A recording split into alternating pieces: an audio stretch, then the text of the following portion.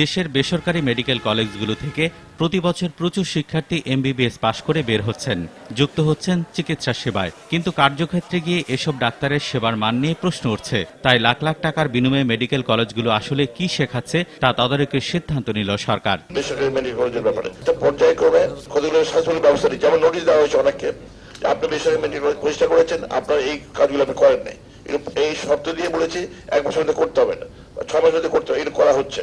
স্বাস্থ্যমন্ত্রী বলেন, অনেক মেডিকেল কলেজই নীতিমালার তোয়াক্কা করছেন না। এগুলোর বিরুদ্ধে ব্যবস্থা নেওয়ার কথা বললেন তিনি। দেখা যাচ্ছে বেসরকারি মেডিকেল গড়ে উঠেছে, যেগুলো অনেকে নীতিমালা ব্যর্থ করাচ্ছে। আমি দায়িত্ব নেওয়ার পর থেকে চেষ্টা করছি এই বেসরকারি মেডিকেল কলেজকে নীতিমালার আওতার মধ্যে আনার জন্য।